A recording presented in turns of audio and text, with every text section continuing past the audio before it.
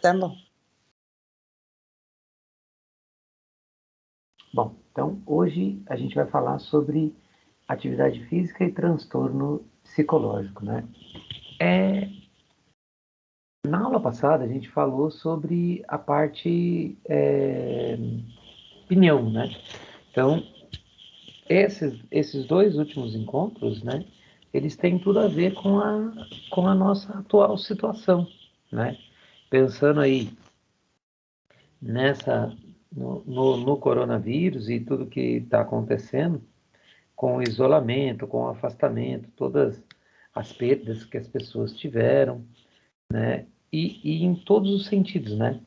Não só as perdas de vidas, né? De entes queridos que aconteceram, que eu acho que de todas as perdas, né? Que essa pandemia nos trouxe, essa é a pior, né? Perder as pessoas que a gente gosta, que a gente ama, mas também perder a própria liberdade, o emprego, as condições de trabalho, né? Algumas pessoas, de repente, nem perderam condição de trabalho, não perderam ninguém próximo, nem nada, mas perderam a paz. Por quê? Porque quando acontece uma situação pandêmica assim, que é tudo muito novo, é tudo, entre aspas, né? Uma surpresa para a gente, a, as complicações advindas dessa situação são, em muitos momentos, incontroláveis. Então, o que acontece quando a gente começa a perceber, né, na verdade, isso tudo? A gente começa a apresentar transtornos psicológicos. Eu tinha um professor, ele era professor de educação física, mas ele deu aula para mim de luta, né? Quando eu treinei luta, ele sempre falava assim: a cabeça manda no corpo. E eu era muito novinho, eu não conseguia entender aquilo, né? Aí ele falava assim, ó, nosso corpo quer ficar na rede, de frente para a praia, né, tomando suquinho de laranja, sem fazer esforço nenhum. A gente pode fazer isso? A gente até pode. Só que se fizer, qual é a consequência no nosso corpo? Daí a gente falava para ele, qual é? Ele falava assim, olha, você vai engordar, você não vai ter tanta mobilidade, você não vai ter tanta força. Então ele ia explicando as coisas que, para mim, lá naquela época, de verdade não faziam muito sentido, né? E por que não faziam muito sentido? Exatamente pela possibilidade que eu tinha lá na época, ou melhor, a possibilidade que eu não tinha, né? O conhecimento que eu não tinha sobre essas consequências do que estava acontecendo. Então, hoje, né, depois de me formar em educação física, eu consigo entender, né, exatamente é, o que ele queria dizer. E realmente, a gente sabe que esses transtornos psicológicos, né, tudo que afeta a nossa cabeça, vai ter consequências assim bastante evidentes no nosso corpo. Então, muitas vezes as pessoas, né, acabam por não acreditar, né? Eu acho que essa é a melhor comparação. Não acreditam que realmente os fatores psicológicos afetam como afetam. Então, por exemplo, quando uma pessoa está em depressão, né, que ela não tem vontade de sair de casa, que ela já não tem mais vontade de fazer nada, de se cuidar, de fazer um exercício, de passear, de conversar. Tem gente, e eu já ouvi isso muito, né, que fala que é frescura. Ah, isso é frescura. não quer, é uma vontade. Não. O transtorno psicológico, ele afeta, né, a pessoa de uma forma que eu não consigo ver outra palavra, né? Mas esse transtorno psicológico suga realmente a energia da pessoa, né? E a pessoa fica completamente entregue, né? E daí? O que a gente faz, né? Como que a atividade física, como que nós, profissionais de educação física, vamos conseguir auxiliar e ajudar numa situação dessa? Será que realmente a gente consegue? Será que realmente é possível? É, né? Eu falo para você que é. Por quê? Porque a gente tem, né, assim, muitos estudos, muitas comprovações que realmente a gente pode fazer. Agora, existem, né, caminhos para isso. Então, por exemplo, a gente precisa, né, ter o controle, o discernimento adequado de como fazer a abordagem para essas pessoas. Porque eu preciso me aproximar, né, e criar um vínculo, criar uma ponte, né, um caminho de conversa, de aproximação, de confiança com essa pessoa, mas com uma coisa muito importante, que é não sendo invasivo. Por quê? Essa pessoa ela já está, né, debilitada, ela já está amedrontada, acuada pelo por esse transtorno psicológico, né, principalmente quando a gente fala de depressão, e ou até mesmo se a gente não falar da depressão, a gente pode falar, por exemplo, de transtorno, né, de ansiedade ou de. Ai, como é o nome? Fugiu. Ai, caramba. Quando tem medo do contato com outras pessoas, síndrome do pânico, né? Aí a pessoa evita toda e qualquer tipo de socialização, de contato social, né? Então, isso, se a pessoa está apresentando esses transtornos, como que a gente vai chegar, né, e me aproximar? Então, tem muita coisa que a gente precisa ter, né, muito cuidado para você se aproximar, para você ver como você vai ofertar, né, entregar o seu trabalho para a pessoa. É claro que a gente sabe que quando a gente tenta fazer isso, a gente faz na melhor das intenções, né? Só que a pessoa que está passando por esse momento difícil, né? A pessoa que está aí sofrendo, né, com esses distúrbios psíquicos, ela não consegue entender isso. E muitas vezes ela pode se tornar agressiva. De repente, se ela está sendo medicada, né, pode apresentar alguma reação adversa, né, da medicação e ela, de repente, algumas pessoas ficam sonolentas demais, outras ficam agitadas demais, outras se tornam até agressivas. E eu, dentro do meu equilíbrio, né, emocional, eu tenho que ter o discernimento de saber identificar isso e proteger a pessoa e, ao mesmo tempo, me proteger, né, de alguma reação que essa pessoa possa ter. Então, a gente sabe que muitas vezes, né, ou a grande maioria das vezes, esses transtornos, né, esses distúrbios, esses desequilíbrios psicológicos vão afetar principalmente, né, as relações pessoais, tanto interpessoais como intrapessoais. Então, a relação dela com ela mesma e a relação dela com as outras pessoas, tá? Então a gente precisa estar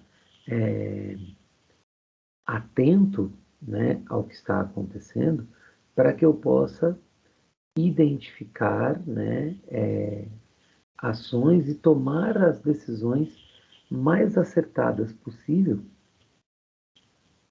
para que eu possa ajudar, né, essa pessoa sem cometer nenhum erro. Por exemplo, eu tive um aluno que foi meu aluno numa escola, não nessa escola que eu trabalho atualmente, numa outra que eu trabalhei, e ele tinha traços de esquizofrenia, mas desde muito novinho. E isso realmente se desenvolveu nele, né? Ele teve aí o desenvolvimento da esquizofrenia, só que junto a isso, né, associado a essa esquizofrenia, ele também, né, acabou se envolvendo com drogas e tudo mais, e teve, além da esquizofrenia, a depressão, e é um garoto muito inteligente. Só que daí ele começou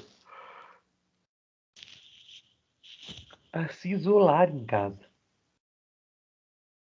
Fazia uso de maconha, né, de cannabis e tudo mais, e, e isolado na casa dele engordou demais. E os pais me procuraram porque eu era a única pessoa que ele comentava, né, que gostava, que poderia chegar perto e tal. E eu comecei a dar aula particular para ele, para tentar ajudar ele a melhorar um pouco a qualidade de vida, né? E qual era o principal objetivo dos pais? Que ele parasse de fazer o uso, né, de droga. Então, eu comecei a trabalhar com ele. Qual foi o meu maior erro, né, ao trabalhar com ele? Se eu tivesse parado para pensar a situação dele, né, eu não faria a tentativa que eu fiz, por exemplo, de tentar convencê-lo a parar de usar a maconha. Eu sempre, durante as aulas, eu queria mostrar para ele que aquilo não era bom, que aquilo fazia mal para ele e tudo mais. Só que o que acontece, né? Como eu falei, ele era muito inteligente, então ele fazia as pesquisas. Então, por exemplo, ele viu que em outros países, né, o uso da maconha, por exemplo, é liberado, né? Existem formas, né, do uso, por exemplo, da cannabis, não, né, sem incinerar, né, sem queimar, que tira dor. Realmente tem um extrato, né, como se fosse um xarope, tal, que tira dor e tal, é recomendado, nos Estados Unidos usa e tal. Aí ele queria mostrar isso para mim. E eu comecei a bater de frente com ele, falando, não, mas ó, a forma como, como isso é usado é diferente da que você usa. Você quer fumar, quando você incinera, o efeito é o outro e tudo mais. Então, cientificamente, eu mostrava para ele que não era bom. E ele queria me mostrar que era. Até o dia que ele falou, não, eu não quero mais saber da sua aula e tal, não sei o que, veio, tentou me agredir e tudo mais. E daí os pais acharam melhor internar numa clínica, tá, aquela coisa toda. E eu parei de dar aula para ele. Agora, eu fico pensando, se eu tivesse tido uma outra conduta, né? Ao invés de, logo que eu comecei a trabalhar com ele, Para ele, professora, é como se fosse o senhor estava confrontando ele, né, que isso, por pesquisas diziam que era bom para você não é. Então, mas ignorância dele também, né. então, mas aí é que tá.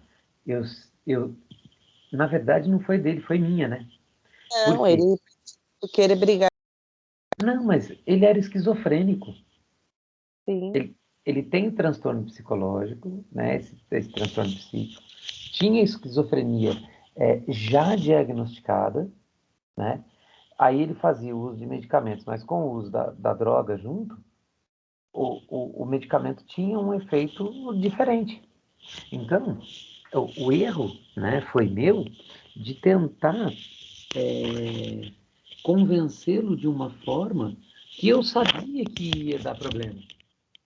Né? Eu lembro um dia que na aula eu pus aquele frequencímetro nele e ele falou: por que você fica controlando meu batimento cardíaco o tempo todo? Eu falei: ó, porque é o seguinte, para você emagrecer, você precisa entrar numa zona alvo de treinamento. Então eu preciso acelerar um pouco a sua frequência cardíaca para você poder usar a gordura como fonte de energia. Aí você vai emagrecer. Só que eu não posso acelerar demais, porque senão você sai desse patamar que a gente precisa, né, para você usar a gordura, e isso não vai fazer bem para você. Ele falou: ah, mas para acelerar a minha frequência cardíaca é fácil. É só eu cheirar cocaína, que daí acelera a minha frequência cardíaca e daí pronto, né? Eu não preciso ficar fazendo exercício. Daí eu fui explicar para ele: não, não é esse tipo de aceleração. É uma aceleração que você precisa da frequência cardíaca através do trabalho muscular, porque senão você não gasta energia, né? Você cheirar cocaína, sua frequência cardíaca realmente vai subir. Só que como você não está gastando energia usando a sua musculatura, não vai adiantar. Quando eu falei isso, ele falou: ah, entendi. Então eu tenho que fazer exercício mesmo, não adianta. Então eu poderia ter feito isso. O que que eu tentava, né? Eu poderia ter continuado fazendo isso. Explicava, mas sem falar para ele assim: ó, você não pode usar que isso vai te fazer mal. Quando eu explicava, sem confrontar, né, as atitudes, as ações que ele queria tomar, que ele achava correto, beleza, ele entendia e entrava na minha.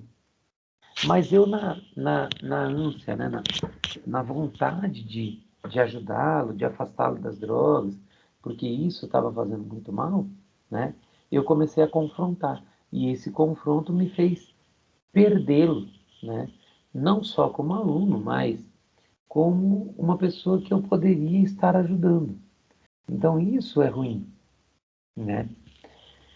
A gente precisa entender que as pessoas que têm, né, esses transtornos, esses distúrbios, esses desequilíbrios emocionais e psíquicos, elas têm uma oscilação muito grande das condutas, do que fala, do humor, da energia.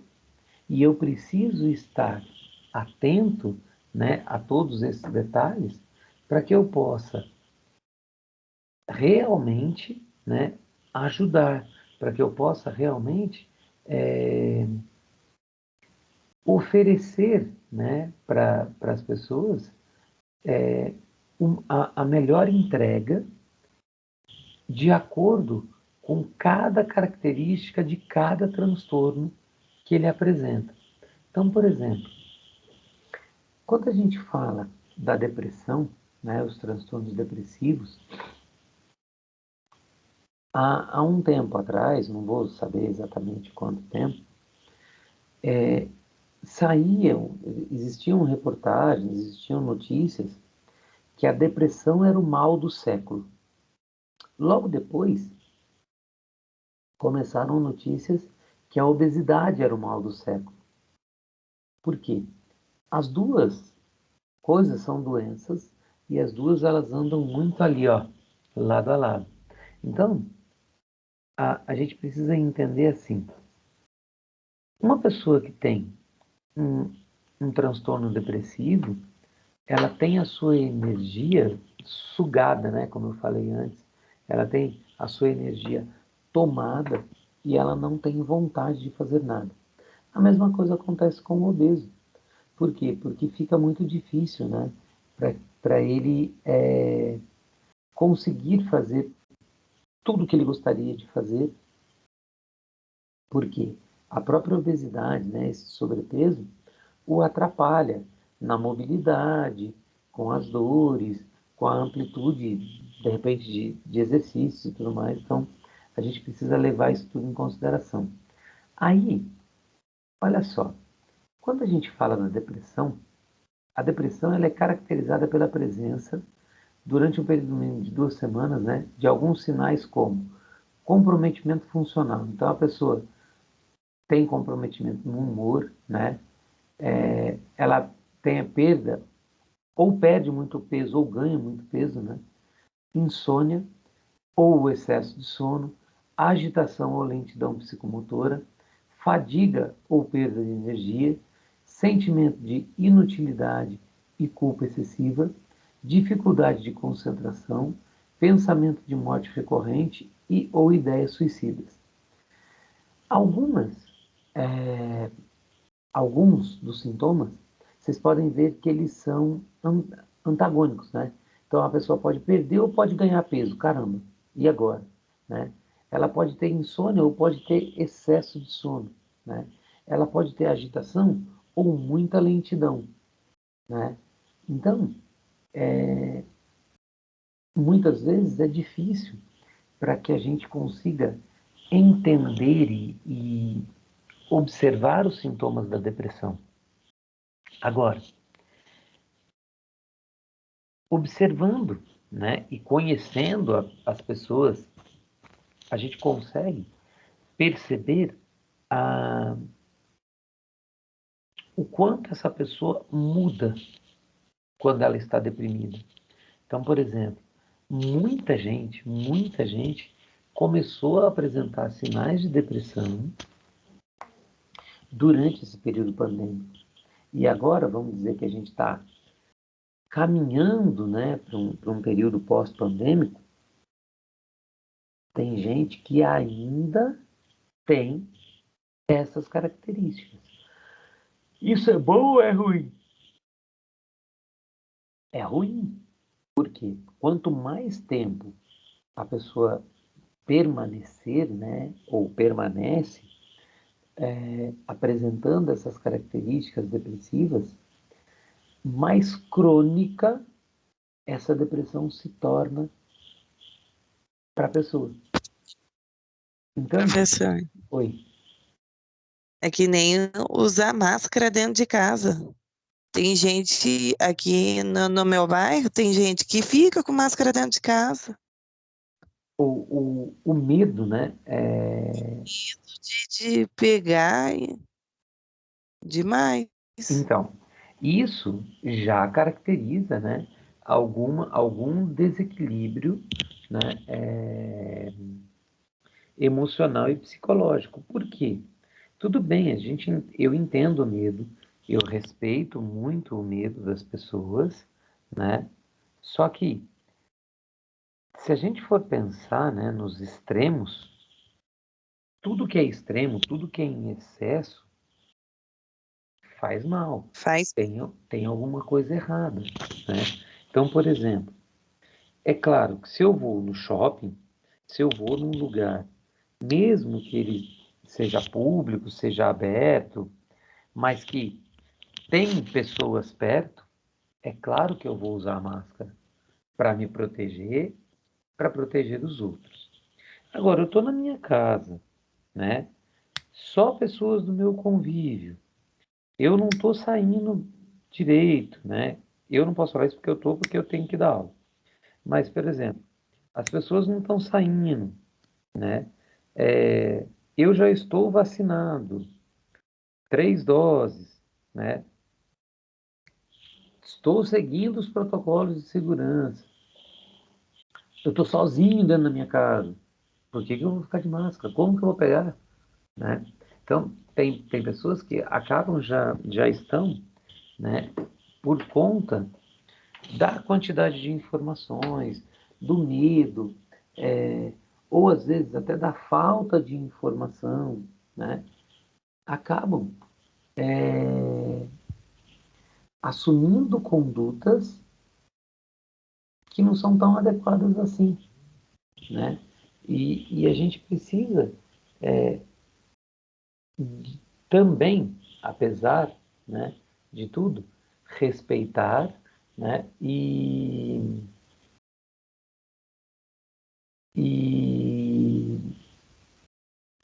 ajudar essas pessoas, né? Porque se eu não faço esse trabalho, se eu não continuo, né, com essa possibilidade da situação, eu tenho que entender, né, que eu preciso encaminhar essa pessoa. Só a atividade física vai ajudar? Vai ajudar. Vai resolver? Não. Por exemplo, muitas vezes, né, esses transtornos psicológicos, eles precisam, né, de uma intervenção medicamentosa, eles precisam de um acompanhamento psicológico, né, de terapia. Por quê? Porque só, né, a atividade física não vai resolver. É claro que ela vai ajudar muito com a liberação de serotonina, noradrenalina, né, de ocitocina, quando a gente faz, né, a própria endorfina, quando a gente está fazendo o exercício. Mas não vai ser suficiente, por exemplo, se é uma pessoa que está apresentando sono em excesso e a lentidão psicomotora, né? Ela está se apresentando cansada, sem, sem, sem força, né? Está tendo insônia. Então, ela vai falar que ela não tem vontade de fazer nada. Então, o exercício vai aumentar a produção hormonal? Vai, sem dúvida. Só que o grande problema é que ter que se movimentar, né, apresentar a necessidade do movimento, do exercício, vai fazer com que essa pessoa não realize isso. Então, de repente, ela vai precisar de uma intervenção medicamentosa que vá diminuir, por exemplo, essa insônia, vai diminuir esse cansaço, né? E daí ela consiga ter alguma força para começar o trabalho. Então, mais uma vez, né? Quando a gente fala de grupos especiais, ter uma equipe multidisciplinar, ter outros profissionais que vão contribuir para esse tratamento é muito importante. E a gente tem que entender uma coisa que é assim, só ter a equipe multidisciplinar não é a solução. Eu preciso ter essa equipe multidisciplinar, mas essa equipe precisa conversar entre si. Ela precisa trabalhar de uma forma que os tratamentos, né, as intervenções, as possibilidades se encaixem. Porque se não tiver esse encaixe, se todos não estiverem trabalhando, buscando o mesmo objetivo e observando se o que um faz não está sendo concorrente, né, com o trabalho do outro, o resultado não aparece. Imagina se esse seu aluno, né, esse seu paciente, está passando com um psiquiatra que dá para ele um remédio, né, faz uma intervenção medicamentosa, que vai com calmante, com um antidepressivo, mas um antidepressivo que tenha a ação calmante. E eu, na atividade física, eu quero agitar a pessoa. São trabalhos concorrentes, não vai funcionar. Então, o que eu tenho que entender? De repente, a pessoa está muito agressiva, está tendo insônia, está se tornando até violenta, vai entrar com calmante, ela vai dormir mais. Eu vou chegar com uma atividade para agitar a pessoa? Não posso. Então, o que eu tenho que fazer de atividade física nessa situação? Vou trabalhar exercícios de alongamento, de flexibilidade, exercícios respiratórios, toda a parte, né, do exercício que vai agitar o menos possível essa pessoa, para que os tratamentos não se tornem concorrentes, né, e um atrapalhe o outro. Então eu preciso saber qual é a ação daquela, daquela intervenção medicamentosa. Eu preciso conversar, né, com o psicólogo para saber quais as informações que a pessoa está trazendo para o psicólogo em relação, por exemplo, à atividade física, né, ao exercício. O que é o ideal eu fazer em relação de atividade física na visão do psiquiatra, na visão do psicólogo. Então eu tenho que ter essa abertura, né, com, com a equipe para que a gente consiga estabelecer protocolos, né, de ação que vão ser realmente eficazes, efetivos para aquela pessoa. Então a gente tem um todo, né, uma equipe inteira multidisciplinar trabalhando em prol daquele paciente específico.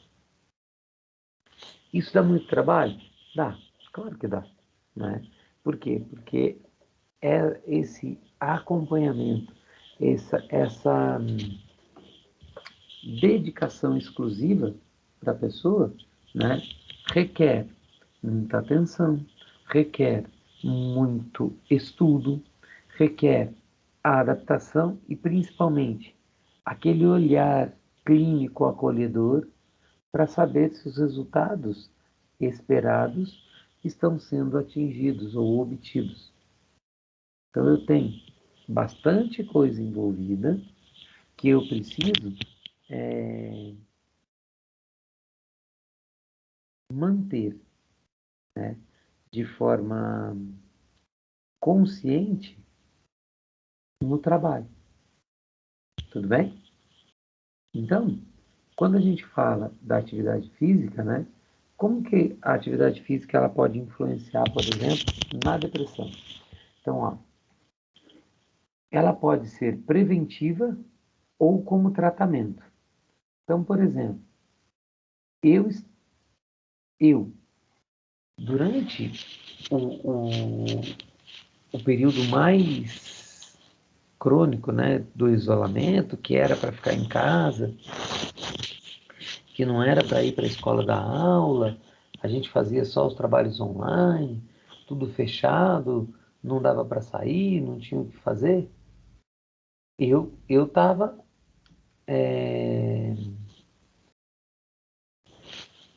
entrando nesse processo depressivo, porque eu sou uma pessoa extremamente agitada, né?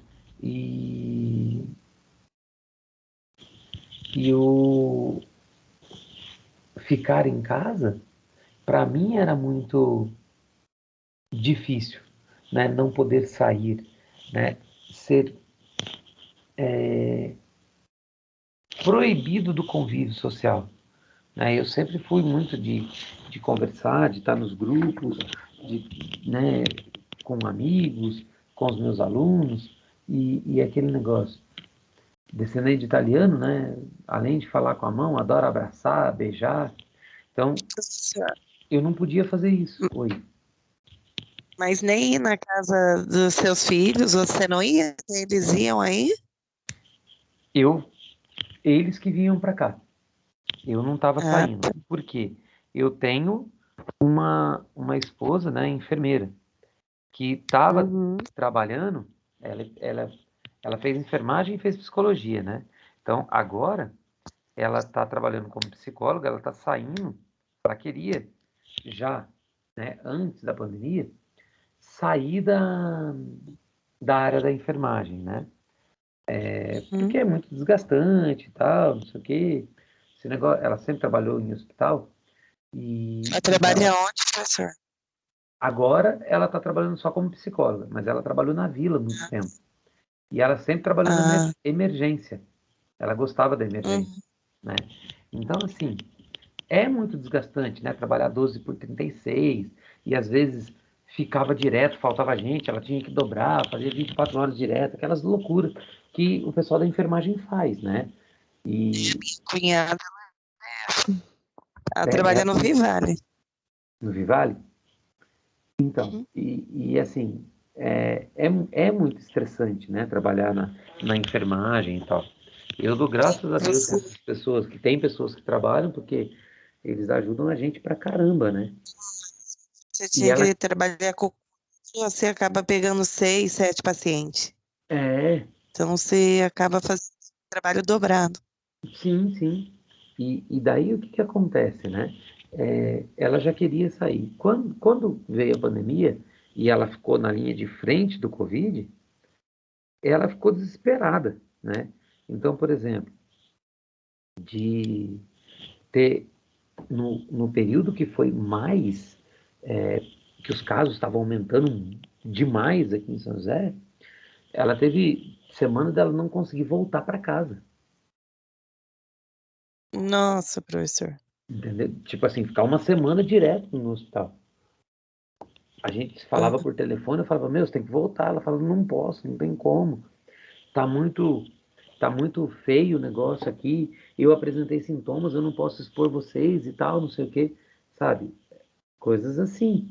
Então, pra gente foi muito estressante, né? Pra mim, então, meu Deus do céu, né? E quando voltou na escola, né? Com as crianças que a gente não podia chegar perto.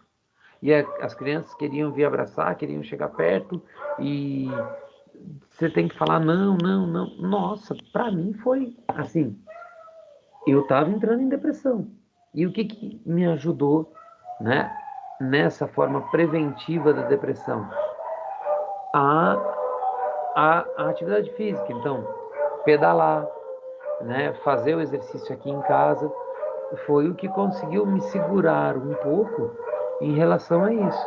Ah, o cachorro do vizinho começa a latir, olha lá o meu, como é que fica louco aqui. Pera aí, deixa eu fazer ele ficar quieto, pera aí, um minuto, senão eu não consigo continuar falando com você. Vamos lá treinar.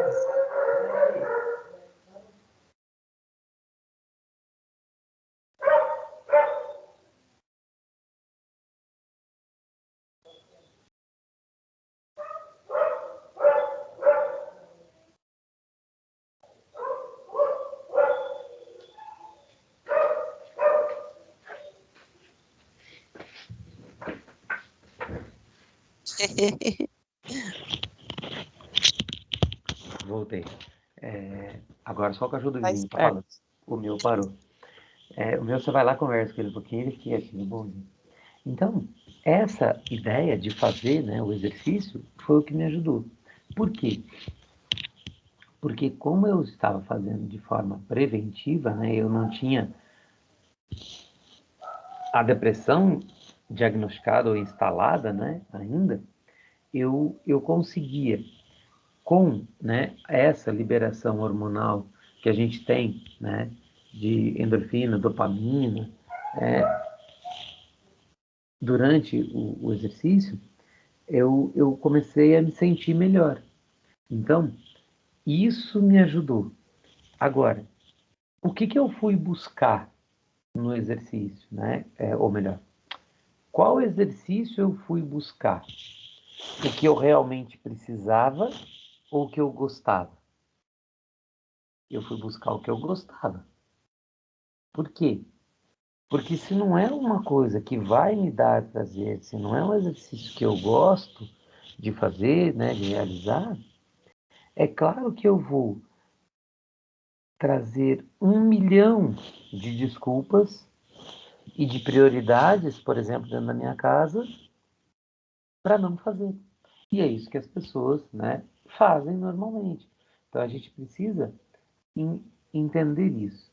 Então, o que eu tenho, por exemplo, né, de busca quando eu vou falar, né, do exercício físico, os benefícios, né? Quais os benefícios eu vou buscar através do exercício, através da atividade física, para quem, né, está completamente saudável. E para quem tem um quadro depressivo, os benefícios, teoricamente, são os mesmos. Então, eu preciso, por exemplo, conseguir mostrar para a pessoa, agregar, não é só mostrar. Eu preciso agregar valores e conhecimento para a pessoa que está em desequilíbrio emocional, psicológico. Então, por exemplo, se eu falar para ele dos benefícios anatômicos, o que vai melhorar? Ah, ó, eu tenho a regulação do peso corporal, vou melhorar a sua postura, melhorar o equilíbrio. O que isso agrega para a pessoa que está em depressão? Né? Ela não está nem aí, ela não está preocupada com ela. Ela se abandonou. Né? Então, eu preciso conseguir, né, chegar naquele ponto, naquela argumentação, que eu desperte na pessoa, apesar de todo o desequilíbrio que ela tem, a vontade de fazer alguma coisa. Então eu tenho que conseguir agregar os valores, eu tenho que conseguir trazer para mim essa pessoa, né? De forma acolhedora. Eu não posso jamais tentar confrontar uma pessoa num estado depressivo. Tudo bem? Então, quando a gente fala, né, da parte fisiológica, a gente sabe que o incremento de substratos energéticos, né, nos tecidos, vou utilizar lipídios, vou regular a glicose, os hormônios e tal. Isso tudo, para a pessoa que está em depressão, não quer dizer nada. Mas, quando eu venho aqui e vou falar que eu posso melhorar a autoestima, o humor, o bem-estar, vou distrair ou diminuir, né, esses pensamentos negativos, aqui sim eu posso despertar o interesse, né, da pessoa. Eu posso mostrar para ela, de forma efetiva e adequada, o quanto eu realmente estou preocupado com ela, o quanto realmente eu quero, né, ajudá-la a se recuperar, a se reestabelecer. Então, daí sim, eu consigo resultados, né, adequados. Bem? Então, entender essas possibilidades é muito importante, né? Trabalhar em cima disso é muito adequado, ok? Aí, e se a gente fala de transtorno de ansiedade, o que é a ansiedade?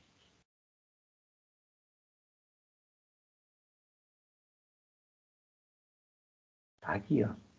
É uma emoção frequente, sinal de alarme perante a uma antecipação de ameaça futura, caracterizada por um estresse que provoca uma excitação emocional.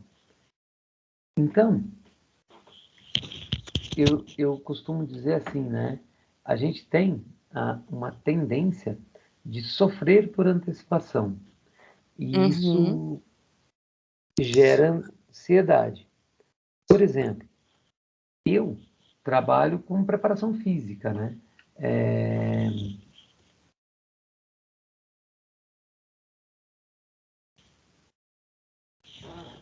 Como que eu vou dizer? Quando a gente trabalha com preparação física, eu tenho que sempre pensar além. Eu programo, por exemplo, a preparação física de uma equipe, né? Pensando em como eu quero que o meu atleta esteja fisicamente preparado no período da competição, que é, por exemplo, em junho do ano que vem.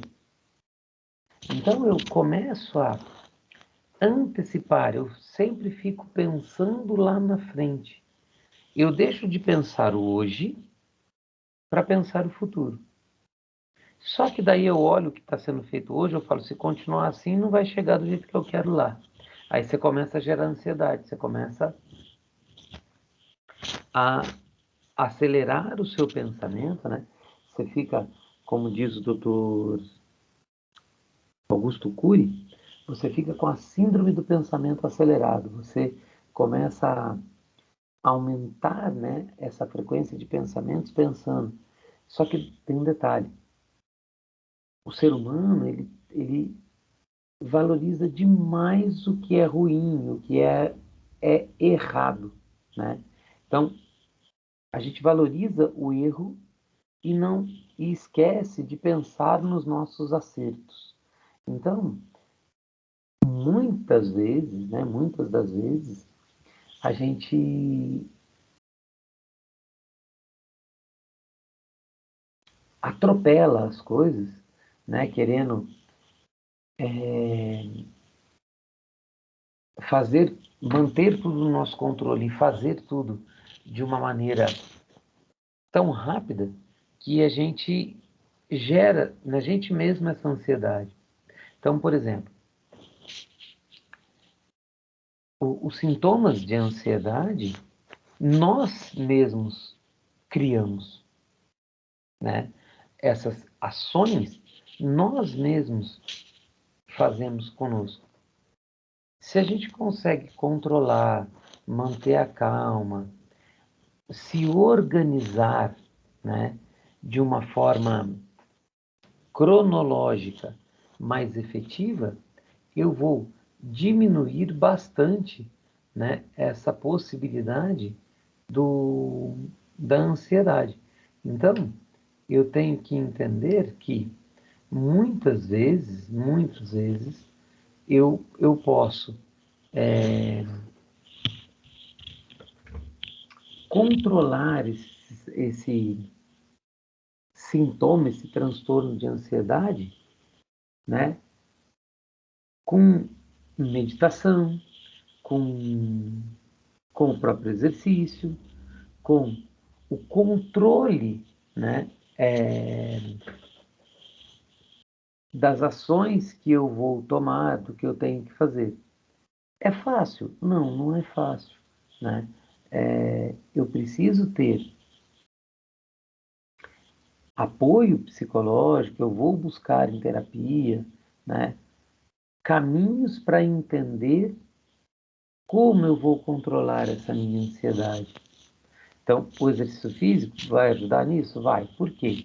Olha só, a ansiedade, normalmente, né, ela é associada com uma tensão muscular e uma vigilância permanente, né?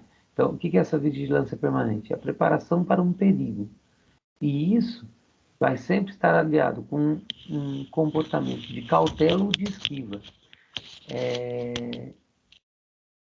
Eu sempre vou estar procurando me defender. Sabe quando as pessoas vêm falar com você e você acha que já sabe o que ela vai falar e já se defende antes dela terminar? Isso é um sinal de ansiedade, né? Ah, dá para controlar isso com medicação, professor? Dá. Tem vários, né, medicamentos que a gente chama de ansiolíticos, né? Mas eu digo assim, eu posso optar, não. Eu só posso pensar em utilização de um ansiolítico se eu passar num psiquiatra, né, se eu for fazer uma consulta, e ele, né, fizer uma avaliação e perceber que realmente isso vai me ajudar, né? Porque senão eu vou estar fazendo a utilização de um medicamento muito forte, né? Que de repente não vai trazer para mim o efeito adequado, né? Então, por isso que eu preciso de uma orientação médica, uma orientação especializada. Da mesma forma que se eu for fazer o exercício físico, eu preciso de uma orientação especializada, né? De um profissional que vá conseguir fazer o controle das cargas, né, de treinamento, da quantidade, do volume, da intensidade, da carga de treino, da carga de descanso, para que isso possa reverberar, né, para que isso possa voltar para mim como benefício, tá? Por quê? Porque olha só, quando a gente fala dessa ansiedade, ela é caracterizada, né, por sentimentos subjetivos como apreensão, tensão, medo, tremores, impaciência, entre outros. No aspecto somático, né, a gente tem também as alterações fisiológicas. Então, por exemplo, taquicardia, vômito, diarreia, cefaleia, insônia. Esse transtorno de ansiedade, ele pode trazer muitos sintomas e muitas consequências, né? E, e isso é muito... A ansiedade, ela é muito agressiva para o nosso organismo, né? Então, é claro que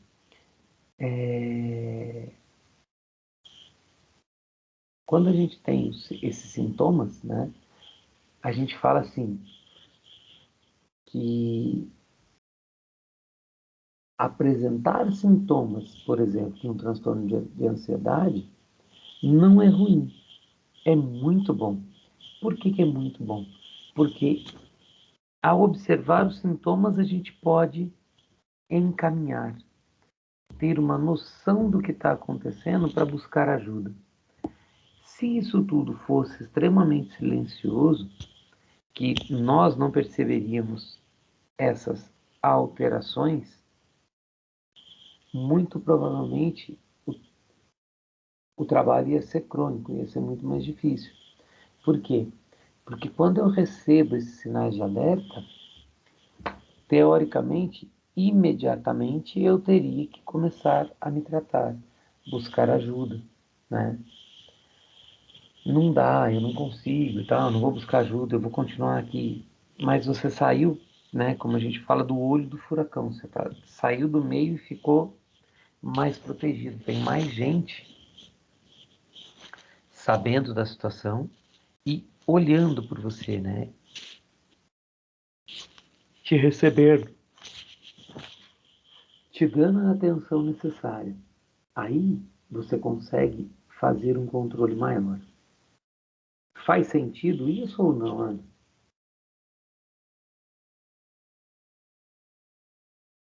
Ô, professor, repete, porque a hora que você estava falando, a internet caiu. Tá. Faz Olha lá. favor. Quando a gente fala dos sintomas da ansiedade, muitas vezes, quando Uhum. a gente pensa no sintoma de uma doença, a gente pensa na parte ruim do sintoma, certo? No caso da ansiedade, apresentar os sintomas, eu particularmente, né, e como está aqui no texto, não considero isso ruim. Por que eu não considero ruim? Porque às vezes a gente consegue disfarçar, né, e esconder essa ansiedade e ela só vai aumentando dentro da gente. E isso vai se tornando crônico, isso vai prejudicando nossa saúde, nossa qualidade subjetiva de vida. Se eu apresento os sintomas, né? O que tem de bom? O bom é que outras pessoas vão poder Vamos observar perceber. e ter essa noção e daí me ajudar de uma maneira mais Uhum. efetiva. Faz sentido isso ou não? Sim. Então, tentar esconder que eu tenho crises de ansiedade não é bom. Agora, o que é importante na hora que eu vou dividir isso com as pessoas?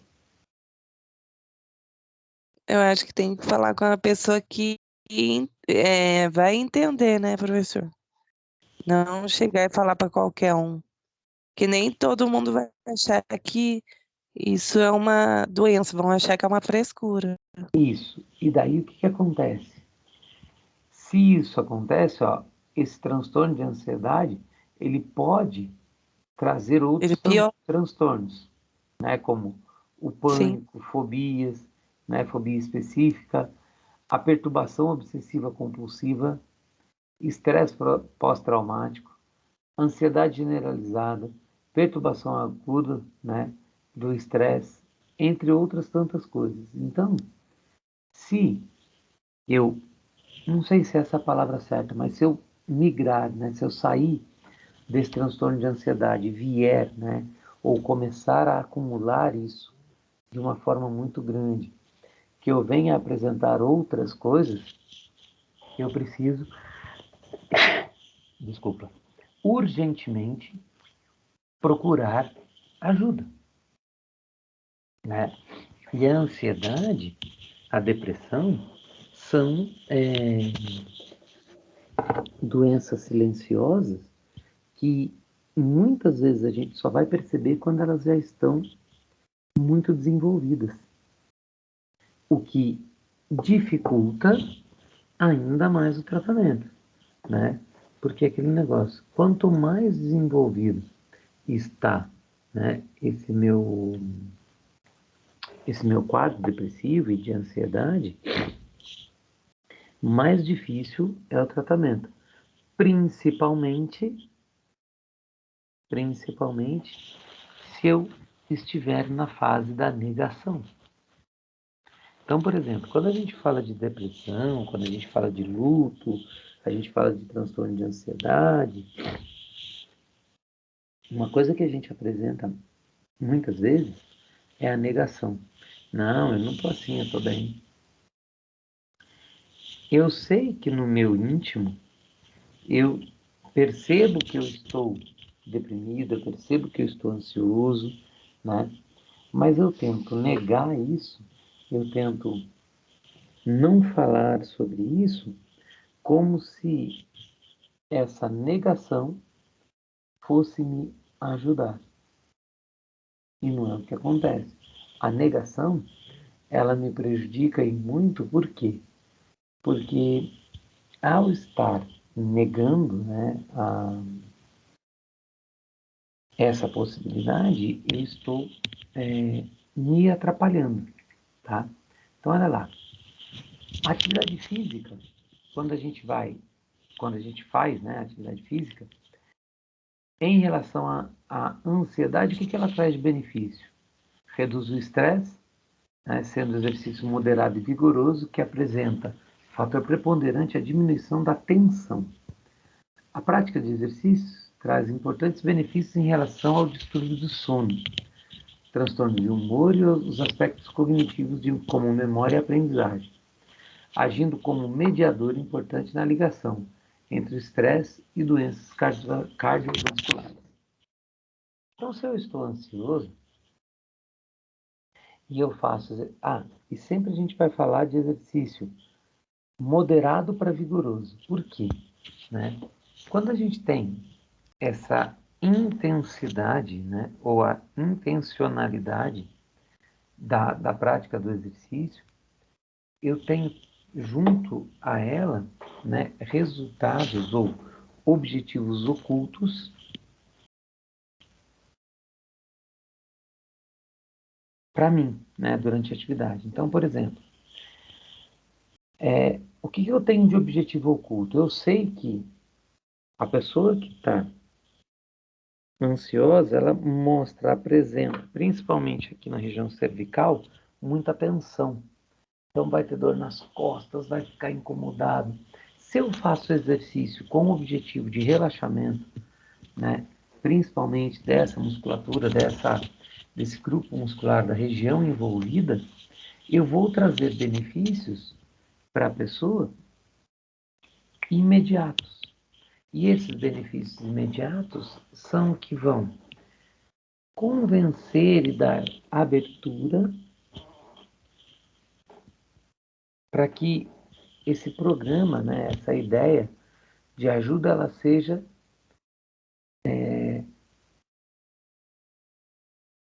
instaurada, né, que ela seja realmente aplicada com esse objetivo. Aí, uma outra, que o exercício aeróbico, né, ele vai contribuir nessa redução da ansiedade. E por quê? Porque ele vai ter a liberação lá de toda a parte hormonal, mas como o exercício aeróbico ele é um exercício mais leve e com uma duração maior, o que acontece? A pessoa que o faz em casa, né, vai perceber com o passar do tempo, né, de prática, que está melhorando, que está ficando mais limpo, está ficando mais organizado e o que vai permitir uma mobilidade maior, uma utilização maior do espaço, né? Vai permitir que eu fique mais tempo fazendo exercício, e esse mais tempo fazendo exercício faz eu liberar mais hormônios que vão me fazer me sentir bem por mais tempo. Então, eu tenho que entender que ficar só no exercício rigoroso vai ajudar? Vai. Mas muito mais ajuda quem consegue manter, né, se manter por mais tempo ativo. Então, a gente entende, né, que essa atividade física ela vai trazer os benefícios gerais para o organismo, né, e não há a contraindicação médica. Por quê? Porque se eu estou num trabalho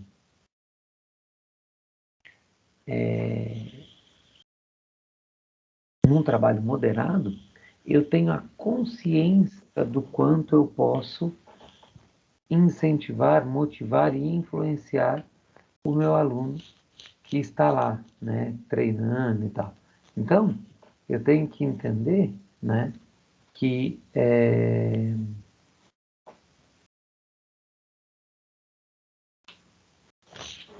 eu tenho que entender que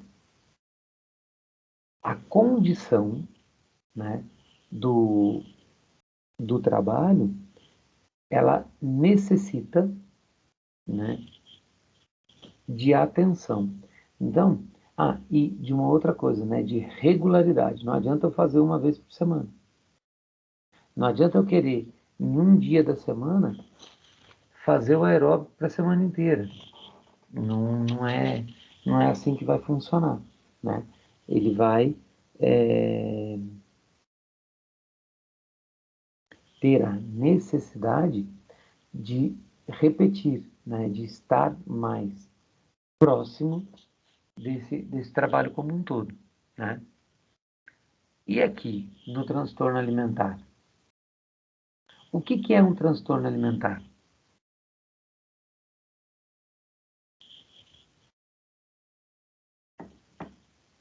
A pessoa come demais ou também quando a pessoa não come, né, professor?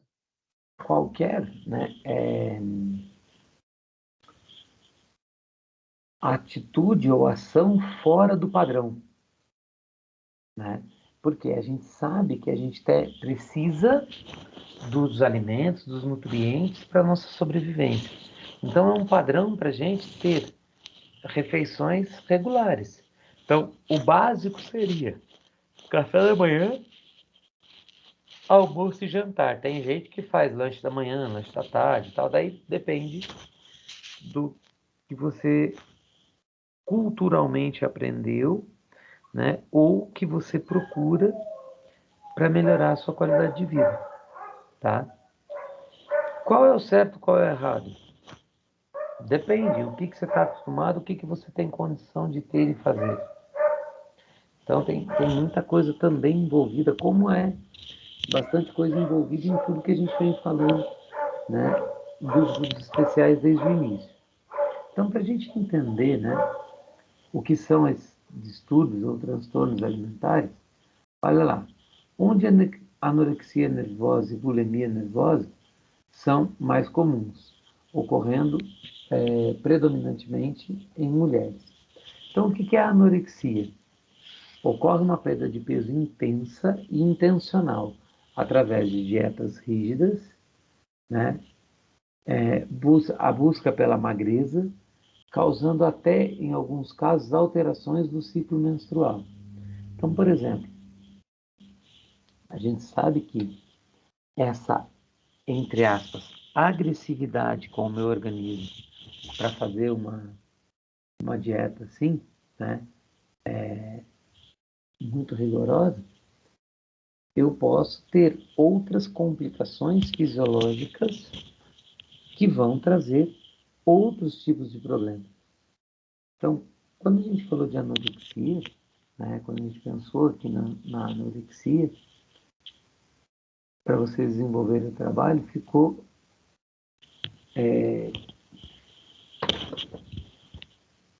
ela, né, essa anorexia, como a grande vilã de tudo, né? Então, por exemplo, ó, a bulimia, que é pior ainda, né? A pessoa faz uma ingestão grande de alimentos e se preocupa com o excesso do peso corporal da imagem. Daí o que ela faz? Vai fazer métodos compensatórios. Então, comeu demais, vai lá e vai provocar o vômito. Ou usa medicamentos, né? Ou faz dietas restritivas demais. Faz exercício só em alta intensidade e com duração muito grande, que vai gerar aí estresse mecânico, que vai gerar, às vezes,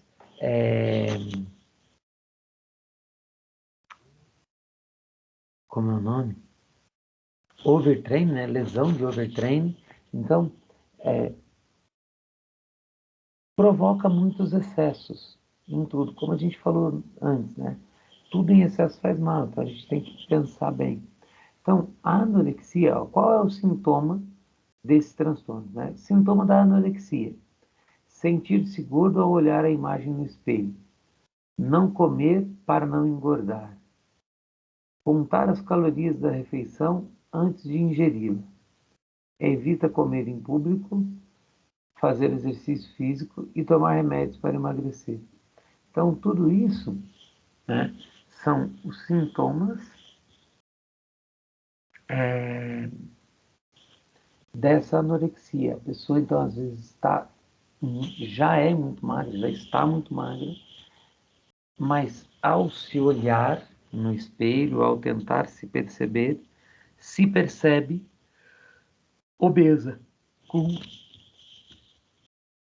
muito excesso. Embora essa seja uma imagem que só ela vê. Então, a pessoa que tem anorexia, ela precisa começar uma intervenção medicamentosa o mais rápido possível. Medicamentosa não. Terapêutica o mais rápido possível. Pode ser que entre no medicamentoso? Pode ser que sim. Pode ser que não. Depende de quem? Da avaliação. Do psicólogo, do médico, do nutricionista. Por quê? Porque essa ideia, né, ela é muito grave, ok? A bulimia. A bulimia é uma inflamação crônica na garganta, por causa de refluxo gástrico, cáries e sensibilidade nos dentes, prática excessiva de exercício, comer grandes quantidades escondido, busca a desidratação e problemas de intestinais. Por quê? Porque quando eu começo a forçar, né, por exemplo, o vômito, quando eu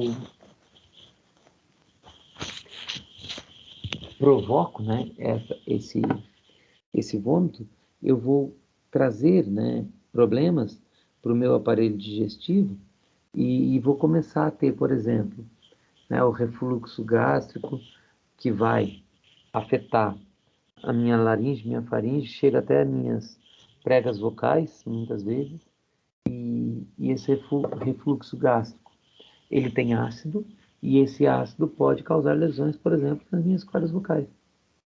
Pode causar, né, lesões no esôfago, né, e, e isso vai proporcionar, por exemplo, o aparecimento de tumores cancerígenos. Então a gente tem que tomar muito cuidado exatamente por isso, tá? Compulsão alimentar é aquela pessoa que come, né? De forma exagerada, mesmo sem ter fome. Então, por exemplo, eu me tratei para isso, né? Mas eu tinha compulsão alimentar. Na verdade, eu tenho, eu não estou com ela hoje, né? Porque eu não vou deixar de ter a compulsão nunca. Hoje eu consigo controlar melhor essa compulsão. Porque, por exemplo, se eu fosse numa festa, né? E eu conheço várias pessoas que são assim, tá na mesa. Aí veio um prato de salgadinho na mesa.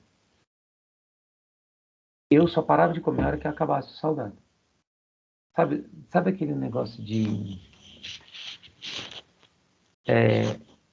comer socialmente? Eu não sabia fazer isso. Então, é um petisco que está ali. Então, aquilo ali é para você, entre aspas, né? Comer, mas enquanto você conversa, interage com as outras pessoas. Eu não fazia isso. E as pessoas que têm essa compulsão alimentar fazem isso e o pior de tudo, né? A gente não percebe isso, tá? O que é mais triste. Então, por exemplo, eu sempre comi rápido demais. Com qual alegação? Com a alegação de que eu não tinha tempo, que eu tinha que voltar a trabalhar e tal, não sei o quê. E isso foi trazendo todos os problemas. Por quê? Quando você come rápido demais, seu organismo não processa, não percebe que você comeu. Aí você come em excesso. Comeu em excesso, você vai engordar. Se engordou, dores vão aparecer, né? Pessoas vão te cobrar pelo que você está fazendo. Então, tem muita coisa envolvida que às vezes a gente faz, né? Comete os erros, mas de forma imperceptível, né? Só vai perceber quando a gente presta atenção num detalhe como esse. A ortorexia é a preocupação exacerbada com o que se ingere. Então, a pessoa vai estudar muito sobre os alimentos, né? Sobre uma alimentação saudável, na verdade. Vai evitar alimentos processados ou ricos em gordura e açúcar. Evita comer fora de casa, né? Comer sempre produtos orgânicos, planejamento rigoroso das refeições. Então, essa ortorexia é aquela pessoa que já assumiu um procedimento, né? Já assumiu uma característica de, de fazer as coisas acontecerem à maneira dela. Então, por exemplo, tem Daí gente eu que não fala para conhecia. mim, oi? Essa daí eu não conhecia. Não? Por exemplo, Não. tem gente que fala para mim, fala assim, eu só como produto orgânico. Beleza, parabéns. Onde você compra? Tem certeza que é orgânico? Porque às vezes, né, teve uma reportagem que eu vi na televisão esses tempos atrás, um cara em Santa Catarina, uma cidade pequena lá em Santa Catarina, e ele falava que ele era o rei dos orgânicos. Ele só vendia produto orgânico. Uma rede de televisão começou a investigar esse cara, começou a acompanhar e pôs repórteres para seguir o cara.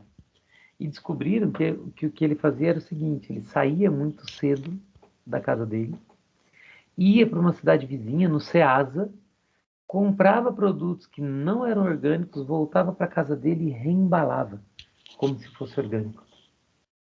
Então, às vezes, a gente está sendo enganado, né, em relação a isso. Então, estudar sobre alimentação é importante, entender isso é importante. Mas eu não posso ser autodidata, né? Eu não devo ser autodidata porque existem profissionais, né, especializados aí que podem nos ajudar, né? Por exemplo, a gente falar de gordura, eu não consumo nenhum tipo de gordura. Tá errado. Dentro, né, da nutrição equilibrada, adequada, que vai agregar valores, eu vou precisar consumir gorduras, é claro, gorduras boas, né, óleos essenciais e tudo mais, e também carboidrato. Porque se eu diminuo tudo isso, lá na frente vai fazer falta para mim, né, dentro dessa desse equilíbrio nutricional que eu preciso ter. Então, a gente precisa tomar cuidado com isso. E a gente tem também a vigorexia. O que é a vigorexia? É aquela pessoa, né, é, que tem uma obsessão pelo corpo perfeito. E por essa obsessão, treina demais, se sente cansado, usa, né, de subterfúgios, né, suplementação alimentar. Não que a suplementação alimentar seja errada. O grande problema é como a pessoa usa, muitas vezes, sem orientação. E faz o uso de suplementos e muitas vezes de hormônios também, né? De esteroides anabolizantes. E daí isso vai trazer cansaço, irritabilidade, né? Uso exagerado desses suplementos e, e vai praticar o exercício, né? Até a exaustão. Então, por quê? Porque ela faz isso porque ela quer ter o corpo perfeito e daí tem uma preocupação exagerada com a alimentação em consequência disso, né? Vai apresentar insônia e muita dor muscular. Por quê? Porque está indo muito além, né? Do que é possível. Ó, a gente tem que falar aqui agora sobre. Opa! Ui, ai, esse meu mouse está ruim, está com mau contato. A gente tem que falar aqui, né, sobre como a atividade física vai atuar nesses três, né, é, transtornos alimentares. Só que 9h30, vamos dar um intervalinho rapidinho e a gente volta daqui a pouco para tomar um café e acordar? Uhum. 10 minutinhos. 9h40 a gente volta, beleza? Tá bom, professor. Tá, valeu.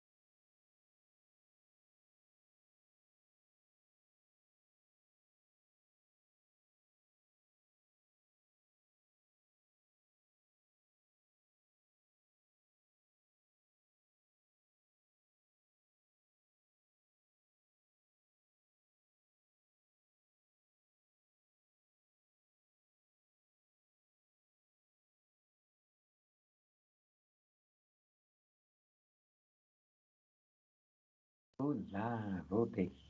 Olha só, café em mãos, bem armado, então podemos continuar, né? Bom, Olha lá, então quando a gente fala desses transtornos alimentares, como que a gente pode pensar no que a gente vai fazer de atividade física em relação a eles, né? Para ajudar, né? No que eles apresentam. Então, por exemplo, se a pessoa tem um transtorno alimentar, né? Os exercícios, eles precisam englobar flexibilidade, força, postura, atividades em grupo e exercícios preferencialmente aeróbios. Por quê? Né? Porque eu preciso atuar no aspecto psicológico e melhorar a autoestima e a autoimagem da pessoa. Quando a gente faz o exercício aeróbio, né, a oxigenação cerebral, a, a produção, né, dos hormônios, ela aumenta bastante e a pessoa se sente melhor. Então, trabalhando a flexibilidade, eu vou melhorar essa amplitude articular, né? Trabalhando força, eu melhoro toda a mobilidade da pessoa, né? E a postura dela, a forma como ela vai andar, se sentar e tudo mais, vai fazendo a autoestima dela ficar elevada, né? Mais elevada. E isso vai trazer, lógico, né? Sentimentos bons, né? E isso vai auxiliando, vai melhorando aí para a pessoa, né? Essa sensação, tá? Na anorexia, o objetivo é recuperar peso corporal, porque a pessoa faz, né? Provoca vômito e tal, não sei o que, normalmente ela perde muita massa muscular, né? Fica magra demais e a pessoa precisa recuperar isso. Então aqui, usar exercício aeróbio não é prioridade. Na verdade, aqui o ideal são mais exercícios de força, né? Exercícios resistidos, de uma forma que promova, né, um ganho de massa muscular.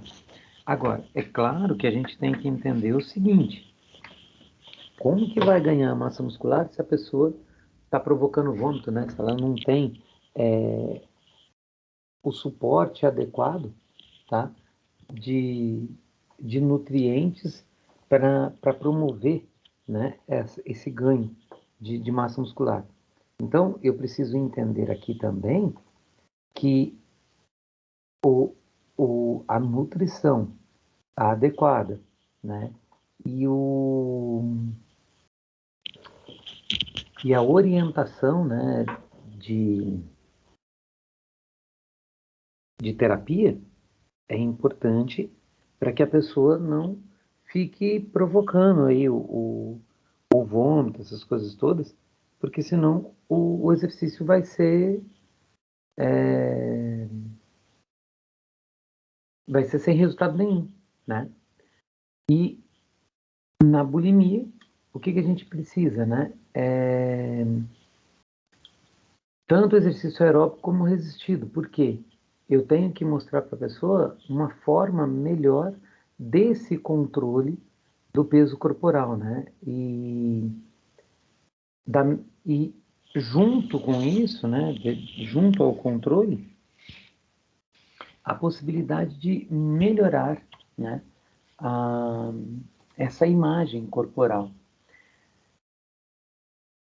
Eu mostro, né, a atividade física, o profissional de educação física num trabalho desse, ele tem, na verdade, o grande objetivo de mostrar concretamente onde a pessoa tem ganhos reais, tá? Espera aí que eu vou ligar a bateria aqui, peraí.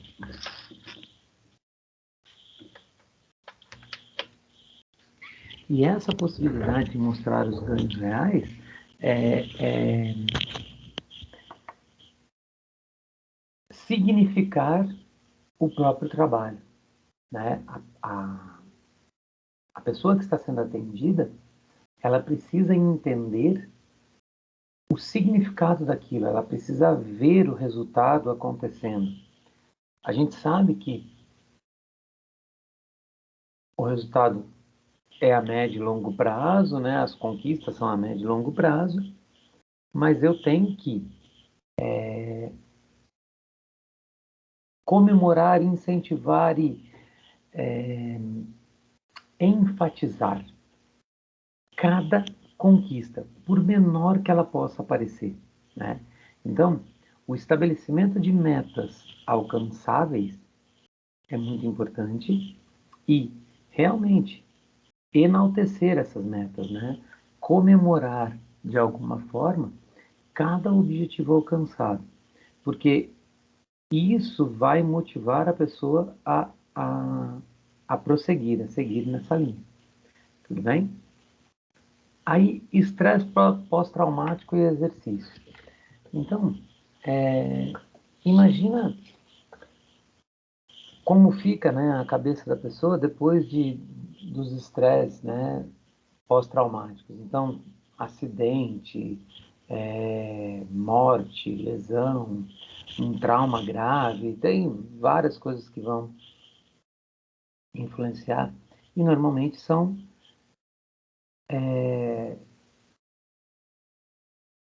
acontecimentos negativos. E esses, né, esse estresse pós-traumático, eu tenho, ele normalmente é relacionado com pânico, a pessoa fica com medo, né? Que é o que a gente está vivendo agora, né, nessa pós-pandemia. Tem muita gente com medo ainda. E é normal. Como que a gente pode, dentro da atividade física, fazer isso, né?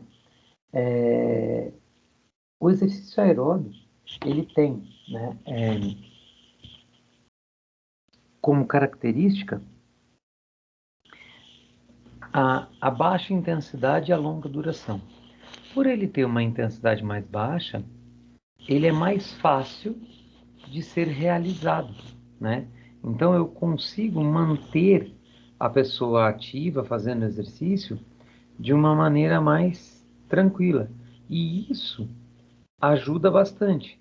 Então, se a gente consegue convencer, né? E aí entra a ideia do convencimento, né? Da persuasão do profissional. Eu tenho que convencer a pessoa a fazer. Ela precisa, de alguma forma, começar, iniciar o trabalho. E a partir do momento que ela iniciou, aí sim eu vou conseguir ajudá-la a entender o processo para que ela consiga sair, né, desse estresse pós-traumático, que ela consiga entender que aquela essa situação, né, que ela viveu e tudo mais, não precisa ser ou não deve ser uma situação permanente na vida dela, tá? É claro que, volto a insistir, não dá, né, para achar, não dá para acreditar que somente a atividade física vai resolver tudo, tá? Eu preciso trabalhar a atividade física associada à terapia, à intervenção medicamentosa, se for necessário. Porque, por exemplo, ó, a ideia de estar associada ao pânico, né? Quais são as características que as pessoas que têm, né, os ataques de pânico, elas apresentam? Então, ó, o indivíduo tem sensação de medo e mal-estar intenso e sintomas físicos e cognitivos, né, que podem iniciar de forma brusca e chegando em intensidade máxima em cerca de 10 minutos. Então, a pessoa tem temor ou terror, né, associado a sentimento de catástrofe, daí falta de ar, palpitação, dor ou desconforto torácico, né, sensação de sufocamento, medo de enlouquecer ou de perder o controle. Então, as pessoas que têm, né, esse transtorno de pânico, elas se descontrolam totalmente.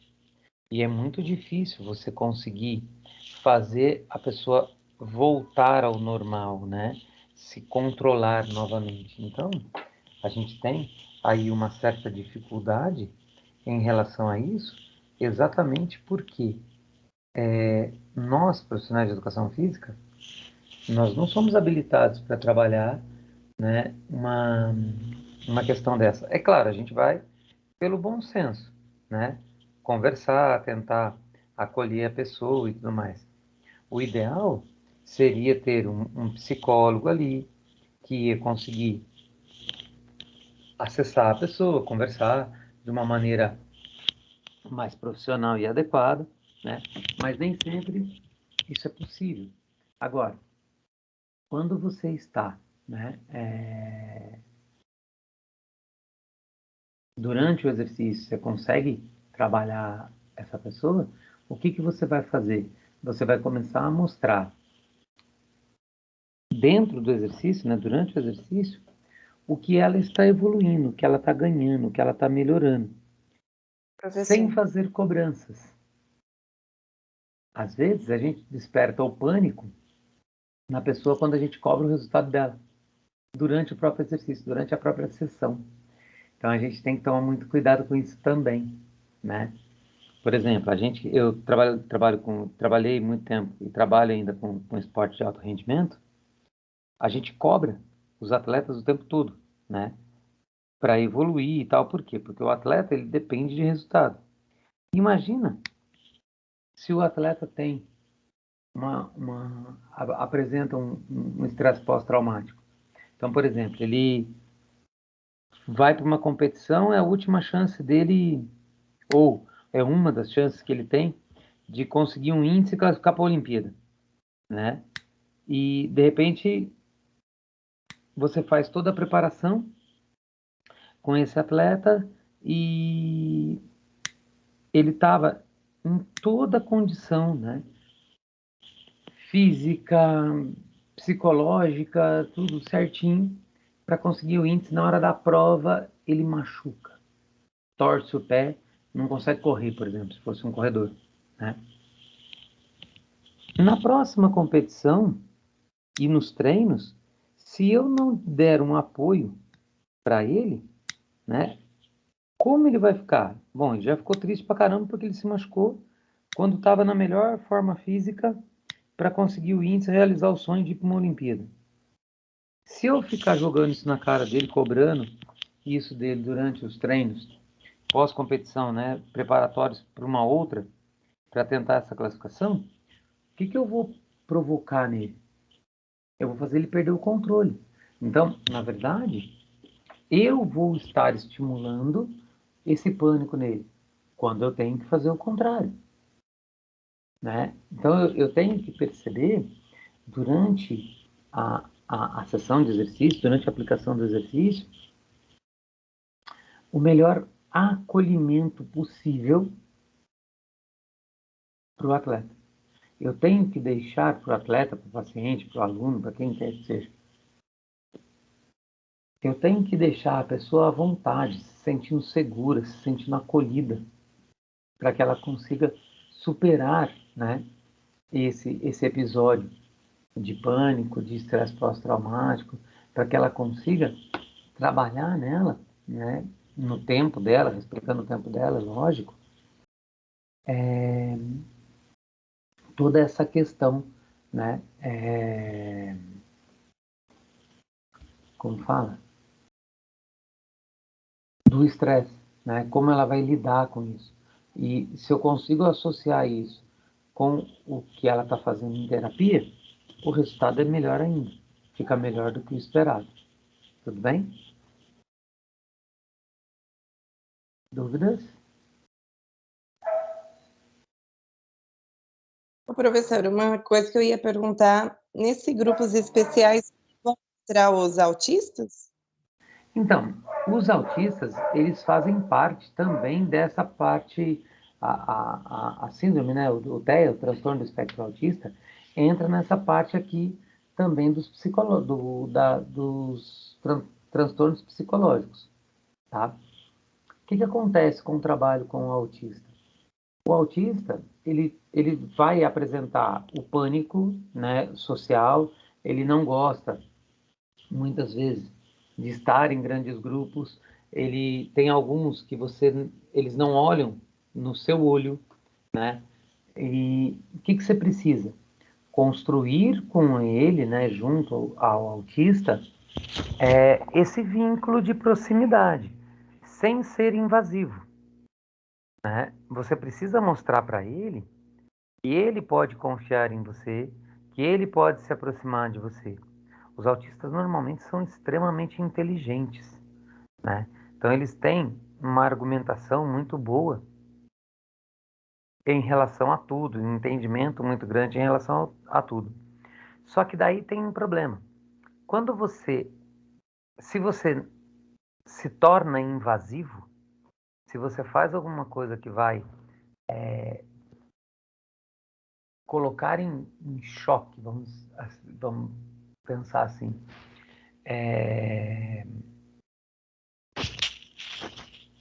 a segurança dele, a liberdade dele, ele se fecha no próprio mundo. E para você acessar isso fica difícil. Então você tem que ter bastante discernimento da forma como você vai se aproximar deles. Tudo bem?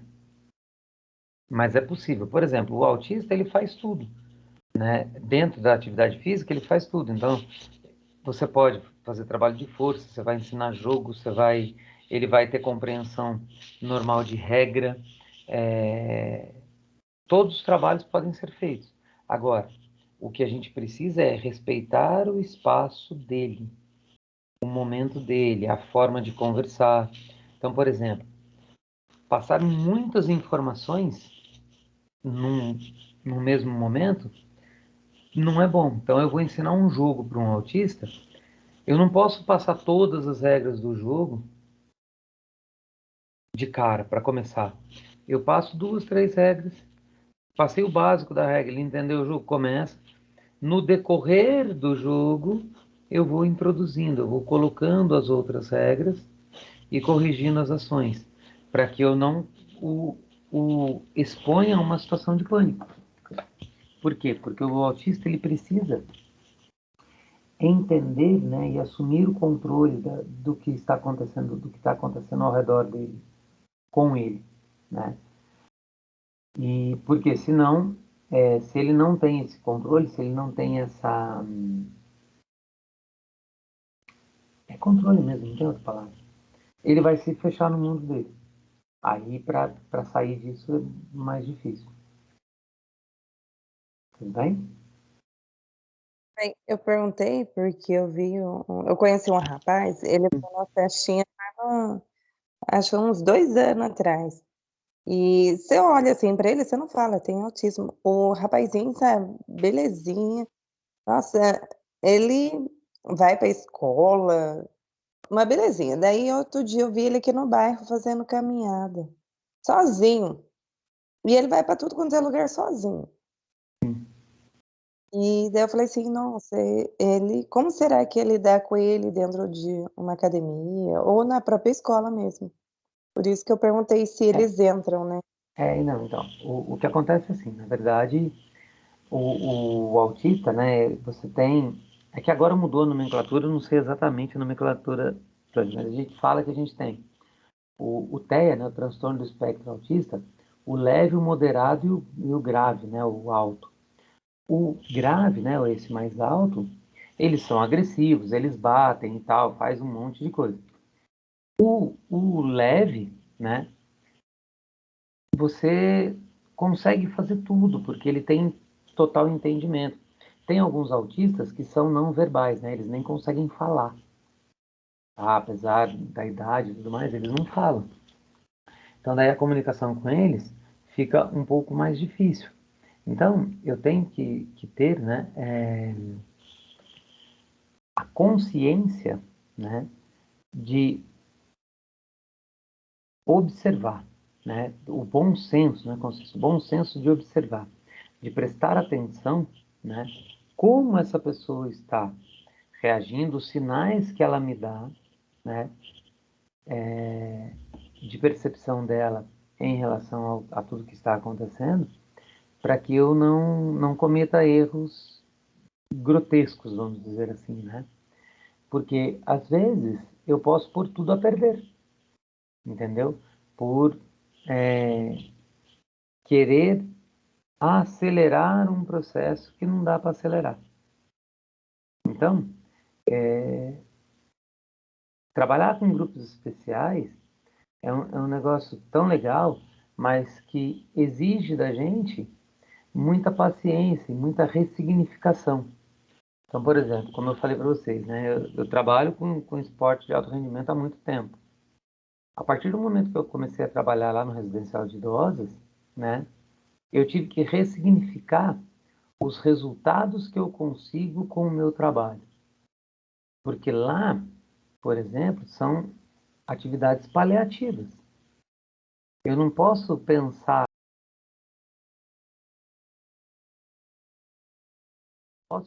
lá em melhoria. Eu tenho que melhoria de movimento, de força, de hipertrofia.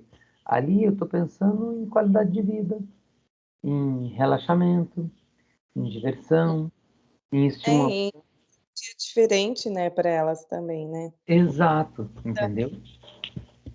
Agora, ressignificar isso não é fácil, né?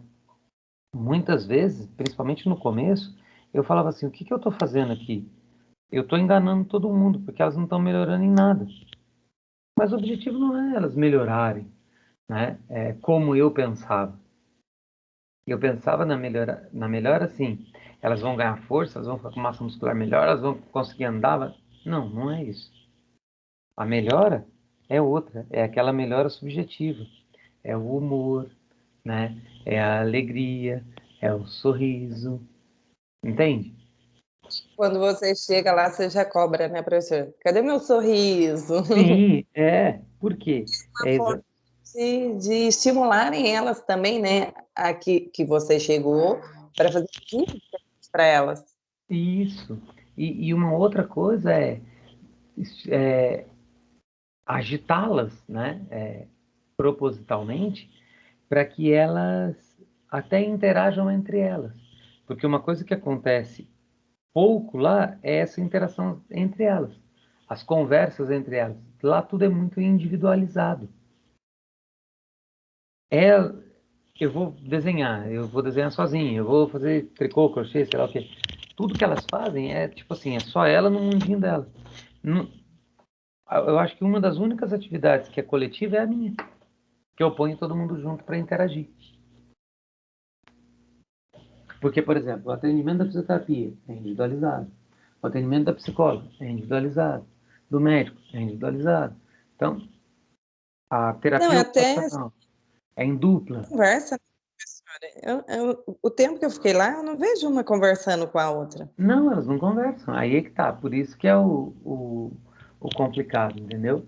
A ideia é estimular exatamente para isso.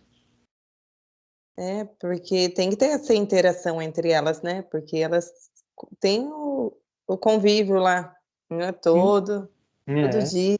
Tinha que ter essa interação delas com elas, né.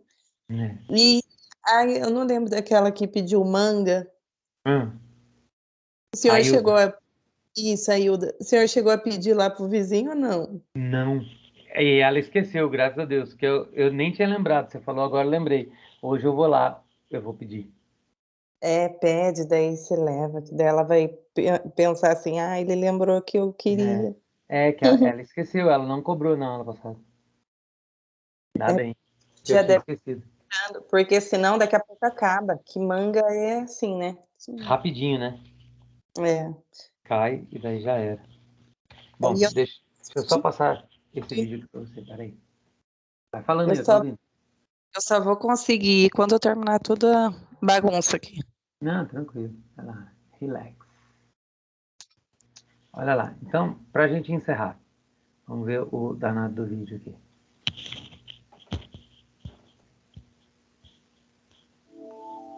Tá com som aí?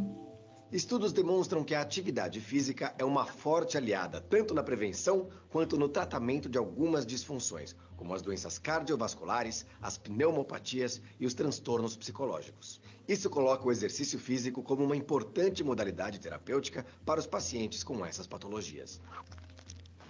Entre as doenças cardiovasculares, podemos citar a DCA, doença coronariana arterial, que se caracteriza pela insuficiência da irrigação sanguínea no coração. E a DCA ainda pode evoluir para a insuficiência cardíaca, angina, infarto agudo do miocárdio e até mesmo para a morte súbita. Para pacientes com diagnóstico de doenças cardiovasculares, a atividade física pode ser indicada tanto como prevenção primária, para auxiliar no controle dos fatores de risco, quanto na prevenção secundária, ou pós-evento, para evitar a incidência de novos casos.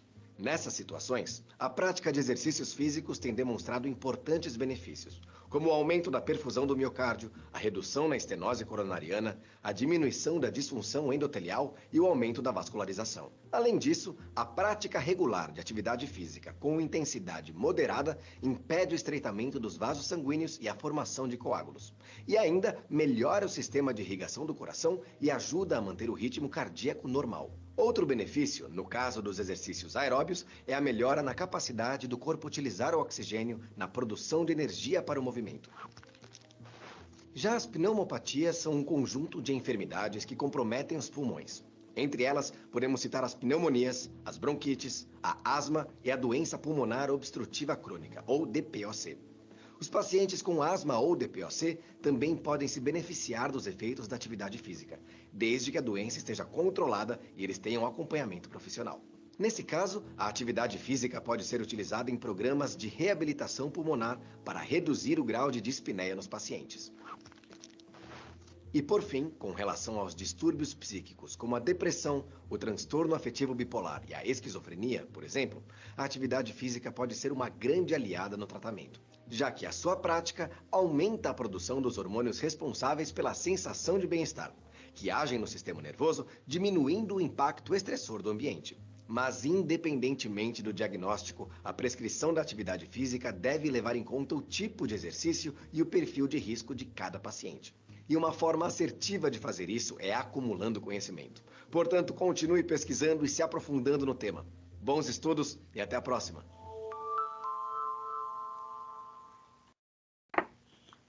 Bom, Aninha, Ô, é isso. professor, deixa eu... Dúvidas? teve eu não sei se foi da aula de ontem, que eu tentei abrir um vídeo e ele não abriu. É de uma das aulas do senhor, agora eu não sei se Do foi, atletismo, provavelmente. não sei se foi do atletismo, porque eu estava vendo a aula 4.1. Eu tô achando que é de atletismo. Peraí, vamos ver. Vamos entrar lá para ver. A gente vê o vídeo já. Eita, saiu, peraí. E uma coisa, Oi? se o senhor quiser gravação, e uma coisa que eu ia falar também para o senhor, de esquizofrenia. Ah, Eu conheci um rapaz, ele era saudável. Daí sim. eu não sei o que que aconteceu. Eu conheci modo de dizer, né? Porque eu só via ele com a mãe dele. Daí parece que ele fez 18 anos, daí ele ficou lelé da cabeça. Ele só andava junto com a mãe dele, assim, no carro, igual, sabe? Ficava igual bobão, parado. Daí Sei. ele começava a babar, ela tinha que ficar limpando. É. Será que aconteceu para ele, sabe? Ele era saudável, era bom, daí do nada Ah, ficou mas assim. a esquizofrenia, normalmente, quando ela aparece, dá esses transtornos assim. Parece que é do nada, assim mesmo, sabe? Mas, na verdade, alguns sinais vão aparecendo ao longo do tempo, sabe? E as pessoas não percebem, né? Na verdade, ignoram os sinais. Aí acaba dando problema. Era esse vídeo aqui, você sabe se é esse? A unidade 4? Deixa eu ver. Calma aí, professor, que eles estão me chamando.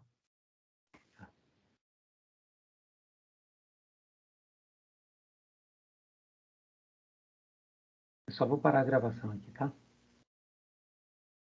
Tá bom, professor.